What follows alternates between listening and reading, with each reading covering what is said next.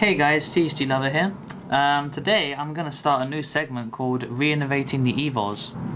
This is going to be where I discuss the deck, discuss ways to play it, ways to innovate it into your own playstyle, and also to talk about cards which can change the deck, hopefully help the deck actually make it better. Yeah, so I'm not going to go over my deck like each card for card, but I want to talk about a certain topic today with the deck. Okay, so getting straight on with it. Obviously, we know that the deck is separated into reptiles and dinosaurs. Of course, when I play dinosaurs, I run 3 Serato, 2 Volcano, and 2 Diplo. So we know from the problem with these cards is that while they are fantastic, they only function from the deck.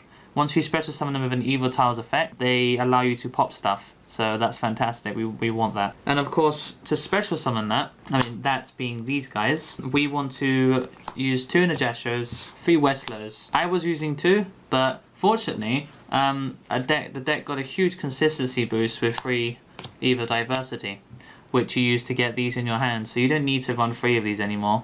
You can just you can get it into your hand when you want. So that adds consistency, as well as 2 Polydualities, which is also what I'm running, which is great for setting up because Westlow can function under Polyduality anyway, so there's no problem with that. So you're probably looking at this deck now going, he's got a lot of consistency going on here, he knows what he's talking about, hopefully. Doesn't sound like I'm too arrogant. Yeah, so 5 Evotiles and 7 Evosaurs. So most of the time, from that, you will tend to draw these guys before you draw your Evotiles. And once you have these guys in your hand, and kind of to a lesser extent these guys, and to an even lesser extent these guys, your hand starts to get a bit cloggy. Because you can consistently get cards into your hand, you can shape your hand into a way that you want it to be, but once these cards get in your hand, you're into a bit of trouble because you don't want them there, you want to get rid of them, and sometimes they just sit there. Yeah, Evosaur Serato, it can hold its own even without need to be boosted by an Evotile. You can just summon it and get over stuff, so it's got that sort of normal summon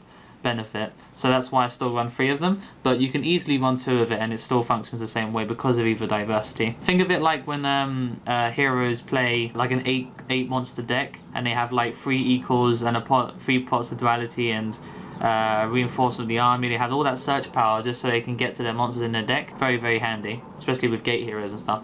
But yeah, but the problem is, yeah, you don't want these in your hand. That's the big problem with the deck. Michael Smith Grant, who was one of the pioneers of this deck, he kind of pushed them to top 32 back in a YCS like 6 months ago when Orcs came out. He played a certain build, but the fact is that still had problems. However, in the last YCS Philadelphia, he started running Good Goblin Housekeeping, and I was thinking that's a good method because it lets you put cards back in your deck. However, we do have our own theme-specific support card for that exact problem, Evotile El Genero, which is now my 6th Evotile card in my deck. This card, when this card is tributed from the field, you can draw a card, put a dinosaur monster from your hand into your deck, and then add an Evotile to your hand. Yeah, this is your hand. You have this in your hand.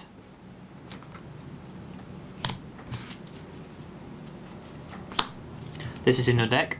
So yeah, tribute El Genero, special summon. So now you have a 2100 beta, or you can have a Bestiary, or you can have a Darius. Yeah, so this is gone. So now you have the effect where you draw a card, put a dinosaur that you don't want back into your deck, and you add an Evotile to your hand. So now your hand is much better. Because think about it, you had this before, and you had no field, and you had an El Genero in your hand. Now you've converted it into this.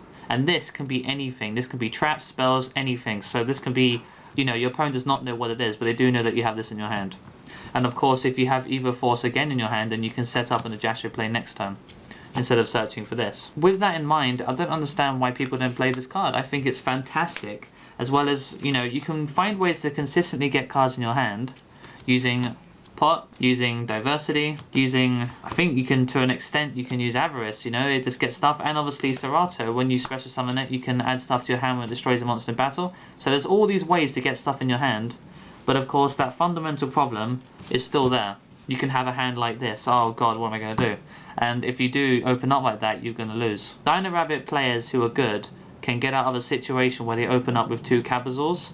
they can basically bluff out other cards. They know how to use it and use that advantage, you know, because you're going to open up with these normal monsters quite often, and this happens as well. So with El Gennaro, I mean, if you've got like this in your hand and you have an Evil Force, this is your opening hand, like this. This is your opening hand. You open up, your opponent goes first. They, I don't know, set one card and go. Like this. You're thinking, oh my god, that's awful. Okay? You draw this, and at this point, this is your key card that you can use to get out of this situation. So with this activated, you now have a choice of the 3 cards. You have a choice of these 3 to add to your hand, and okay, so let's just go through each situation. So if you add an Yugioh to your hand, you can still Evil Force. You can get 2 Seratos, and you can ram their face down, so which is fantastic. And then you can add this to your hand. Or you can add this, depends on what you want to do. However, I personally want to set up before they get a chance to blow, because if they've only set 1 card, chances are it's a Raikou, and if I summon 2 Seratos with Yugioh, it doesn't really make any sense. It doesn't help me in any way, and it's just gonna lose. I'm gonna lose my monster next turn to Light Pulse or whatever.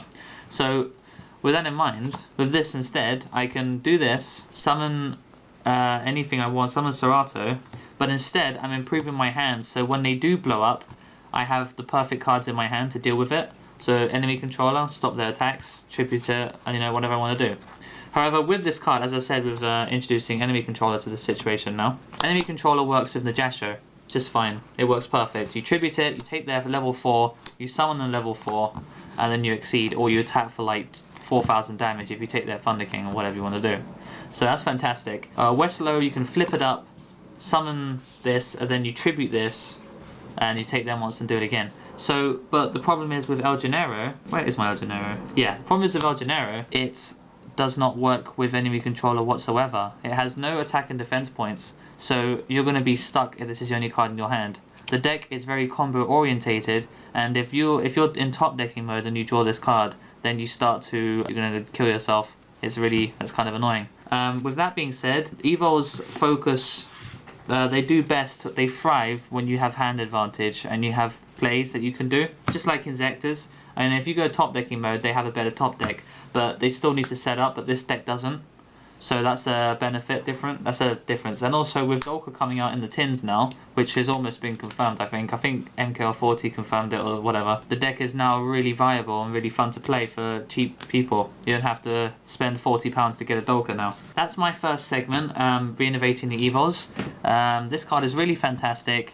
It opens up a lot of consistency for your hand, and it lets you put really annoying cards back in the deck, so you can get them later. I think of it as draw power and search power in one card. It's a really fantastic card which really helps push the deck, and I'm really surprised that people don't play this card. Yeah, with that being said, I hope you enjoyed the first segment. If you're interested in playing the deck, send me a PM, comment, anything you want to do, and I'll be happy to answer, because I pretty much know everything about this deck now. You know, if you want me to explain the Zenmeister combo which with Evols, or want me to go over other combos with the deck, then yeah, do just comment and ask. So yeah, thanks for watching guys. TCGLover out.